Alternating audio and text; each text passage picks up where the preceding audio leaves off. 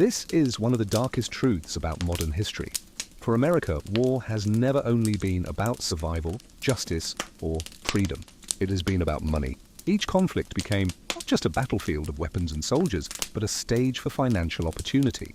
While ordinary citizens sent their sons to die, while families rationed food and tightened their belts, the machinery of finance was quietly transforming bloodshed into profit. America did not just fight wars, it learned how to monetize them, turning tragedy into a business model that shaped the global financial system we live under today. To understand this, you have to step back to the First World War, the so-called Great War that erupted in 1914. At first, the United States was not directly involved. It was Europe that was bleeding itself dry. Britain, France, Germany, Austria, Hungary, all locked in a conflict that devoured men and money at a terrifying pace. Armies marched by the millions, artillery shells rained down by the tens of millions, and the bills piled higher than any government treasury could handle. And that is where the United States saw its first opportunity. From across the Atlantic, American industry and American banks stepped in as the arsenal and lender of democracy. Wall Street houses like J.P. Morgan made unprecedented deals with the British and French governments. Morgan alone arranged billions of dollars in loans and acted as a purchasing agent, funneling American wheat, steel, coal, and munitions across the ocean. To put that in perspective, billions in the 1910s meant sums so large they dwarfed the federal budget itself. And all of it came with interest. Every shell that exploded on the Western Front carried not just TNT, but debt obligations to American financiers. The United States officially entered the war in 1917, but by then its financial system was already entwined with the outcome. If Britain and France lost, Wall Street lost too. And so the line between national security and financial interest blurred. Ordinary Americans were told it was their patriotic duty to buy Liberty bonds, debt instruments marketed with emotional propaganda, urging citizens to lend their savings to the government. Posters showed Uncle Sam pointing his finger. "I want you."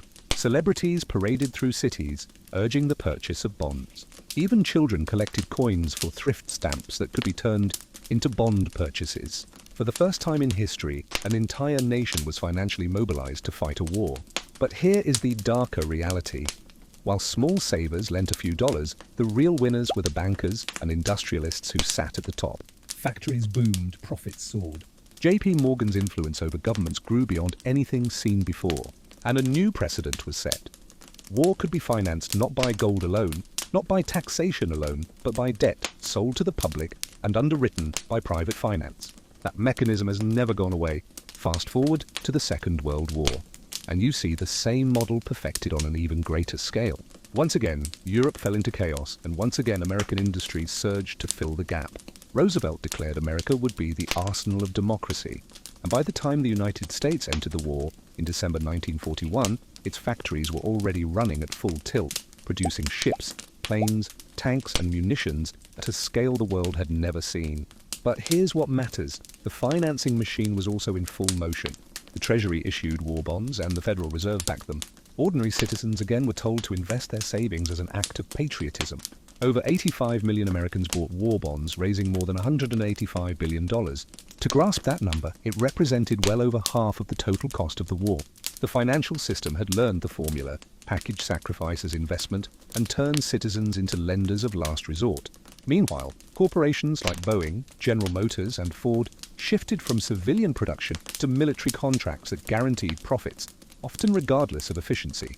The government fronted the money, the factories churned out weapons, and shareholders collected dividends. The link between money and power grew tighter.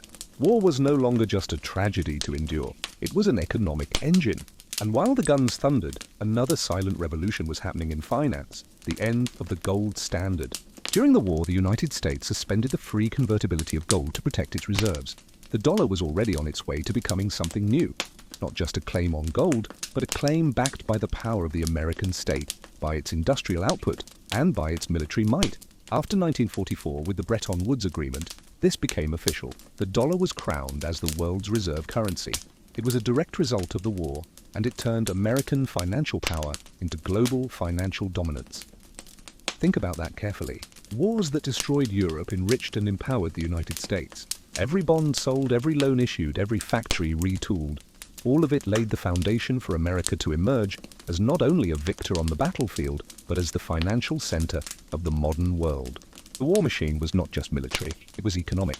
But the story does not stop in 1945. The Cold War that followed became, in many ways, a financial war as much as a political one. Military spending surged. Entire industries, aerospace, electronics, oil, were funded by defense budgets that never really stopped growing. Economists called it military Keynesianism, the idea that government spending on war could keep the economy humming, avoiding depression. What had once been an emergency measure became a permanent strategy. America turned war into not just an opportunity, but into a structural feature of its financial system. And here lies the hidden truth. Once you build a system where war spending fuels profits, there is always an incentive for more conflict. Defense contractors thrive, banks thrive. Politicians thrive, ordinary citizens. They carry the cost through inflation, taxation, and debt. By the time the Vietnam War began in the 1960s, the formula was fully embedded in the system. Military conflict was no longer seen only as a political or ideological struggle, but as an economic lever. Vietnam cost the United States more than $100 billion, an astronomical figure at the time. Yet despite the human toll and the eventual military failure, the financial gears kept turning. Defense contractors supplied helicopters, planes, weapons, and napalm at guaranteed prices. Banks financed deficits through the bond market. Ordinary Americans once again shouldered the burden through higher taxes and inflation. In fact, inflation during the late 1960s and 1970s was one of the clearest signals of how war spending distorts an economy. President Johnson had promised both guns and butter, and the Vietnam War abroad and the Great Society at home. But the reality was brutal. Deficit spending flooded the system, and the dollar's tie to gold snapped. In 1971, Richard Nixon officially ended the gold standard, declaring that foreign governments could no longer redeem dollars for gold. It was a historic break. The dollar became a fiat currency, backed not by metal, but by trust in the American government and, crucially, by its unmatched military and economic power.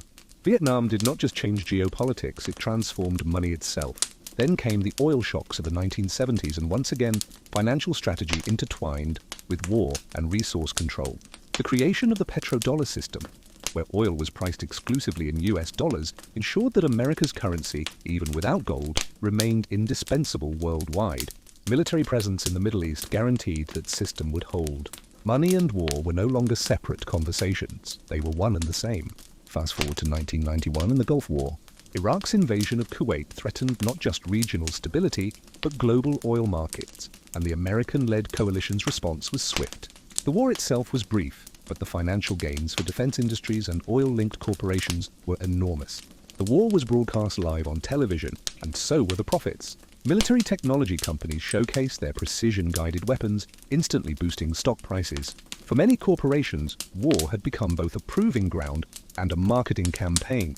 And then, the turning point of our own century, the September 11 attacks and the subsequent war on terror. Here, the financialization of conflict reached unprecedented levels. The wars in Afghanistan and Iraq cost the United States an estimated $6 trillion when you include long-term care for veterans and interest on the debt. That number is so staggering it almost becomes abstract. But think about it this way, that debt burden alone could have funded free college tuition for generations, rebuilt infrastructure, or transformed healthcare. Instead, it fed into a cycle where defense contractors like Lockheed Martin, Raytheon, and Halliburton became household names. Not for innovation or civilian progress, but for their role in supplying endless wars. And again, the financing method followed the same playbook. Bonds were issued. The Federal Reserve kept interest rates low to sustain the debt. Ordinary taxpayers shouldered the load through deficits that ballooned into the national debt we now live under. Wars that were justified as protecting freedom or spreading democracy doubled as pipelines of money and power for financial and corporate elites. Here is the hidden irony. America rarely wins these wars in the traditional sense. Vietnam ended in withdrawal, Iraq descended into chaos. Afghanistan was abandoned after 2 decades. But from a financial perspective, the wars never failed. The contracts were fulfilled. The loans were repaid. The interest kept accruing. War became profitable regardless of outcome. For those at the top of the system, endless conflict was not a problem. It was a business model. Now let's connect this to the present day. The military-industrial complex that President Eisenhower warned about in his farewell address in 1961 has become inseparable from the American financial system itself. Defense spending remains one of the largest components of the federal budget, consistently exceeding $800 billion a year. Entire industries and regions of the country depend on it. Wall Street profits from financing it. Politicians secure votes by protecting it. And the cycle repeats endlessly. What does this mean for you today? It means that the money in your pocket, the inflation you feel at the grocery store, the taxes deducted from your paycheck, are all tied into a financial system that has normalized war as a permanent background condition. Whether bombs are dropping or not, the machinery is always running. The financial education most people never receive is that wars are not just fought on the battlefield. They are fought in your wallet, in your cost of living, in the erosion of your financial freedom. Think about the recent global crises. The 2008 financial collapse was not caused by a war, but the playbook looked eerily similar. Government bailouts, corporate profits protected, ordinary citizens left holding the bag. During the pandemic, trillions were issued in stimulus and relief, much of which flowed straight into financial markets and corporations rather than the working population. The mechanisms that were perfected in wartime, deficit financing, bond issuance, corporate guarantees, now apply in peacetime as well. The war machine has merged with the financial system itself. And here is the most unsettling truth of all. Once you understand this history, you realize that conflict and crisis are not anomalies. They are features, they are opportunities for those who understand how to leverage debt, currency, and resources. For everyone else, they are traps. Inflation erodes savings, bubbles burst. Debt chains tighten. The financial system thrives on volatility because volatility creates dependency, and dependency ensures control. So what is the lesson? It is not simply that war is bad or that governments are corrupt. Those are obvious. The deeper lesson is that money and power are inseparable, and that every major conflict in modern history has been as much about financial opportunity as about ideology. Understanding this gives you a clearer lens on the world you live in. When you hear calls for intervention, when you see defense budgets rise, when you notice your own cost of living creeping higher, you should be asking not just who the enemy is, but who is profiting. This is what financial education really means. It is not just learning how to budget, invest, or save. It is learning how the system itself is designed, who it serves, and how history reveals the patterns that repeat again and again.